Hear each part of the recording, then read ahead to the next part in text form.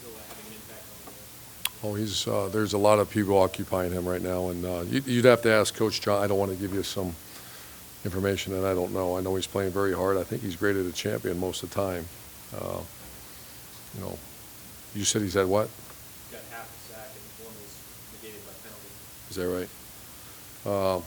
I think he's playing his tail off, and it's something I'd ask Coach Johnson, Coach Fickle, exactly what's going on.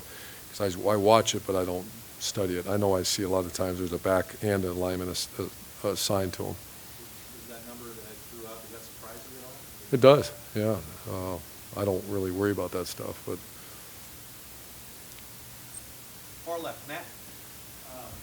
Wondering, how does he approach change all this? Because starting big well, it changes big time. It's, I mean, we try to, obviously the job's to try to win every game you play, but we're all here for a reason. That's compete for championships in November, and it's starting right now. So, I mean, does that mean you go out on a Tuesday or Wednesday and practice a little harder? I don't know. I mean, I don't, it's just, it's Big Ten season, so.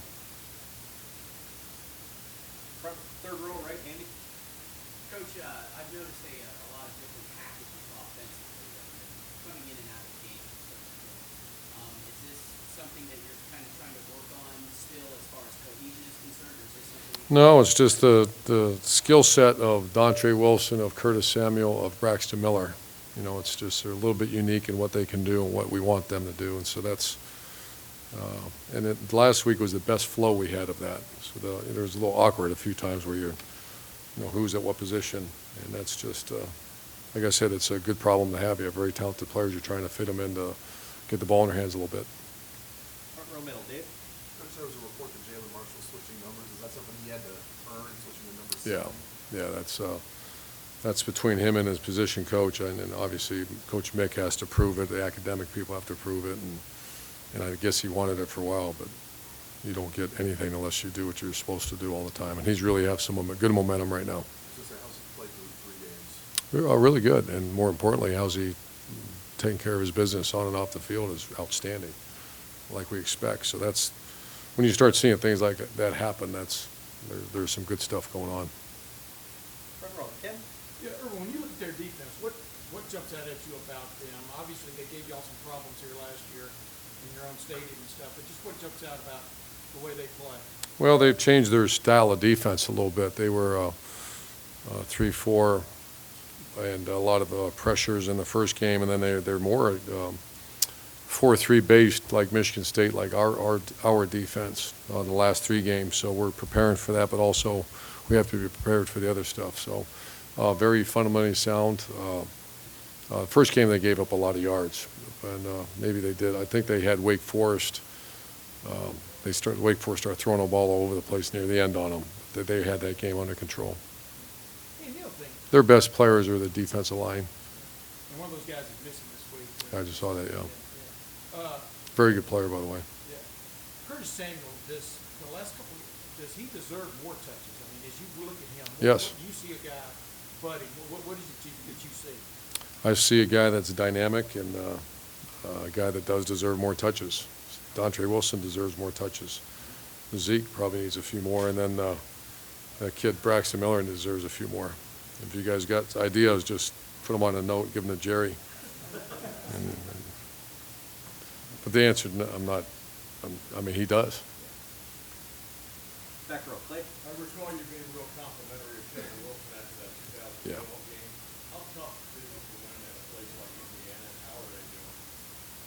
Well, if I remember back then, I can't remember if they, what their record was, and it wasn't I would anticipate this could be, they're 4-0. They've got a lot of juice right now, and I do have a lot of respect for Kevin. How tough is it to win at Indiana, like for us to go win at there? Is that what you mean? Oh, I don't know that. I was here in 1986 and 87, one of the finest coaches I've ever witnessed, and he's a Buckeye too, Mallory, and they beat the Buckeyes in the home stadium here. I want to say it was 1987. Really good football team. So you can win there, obviously. Second row, right, Kevin. Coach Rock, where's the Big Ten at right now? As you guys head into conference play, do you think the conference is having an up year? I have no idea. I think, yeah, having a great year. But I'm not saying that with any knowledge. I'm saying that because I'm in the Big Ten. Yeah, having a fantastic year. And I have not watched anything.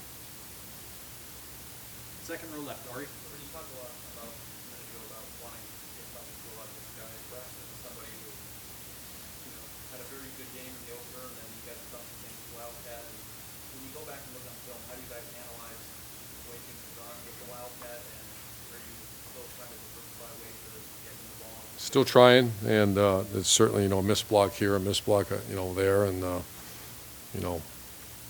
how do I evaluate it? We can do better. Obviously, in the first game, I evaluated pretty good.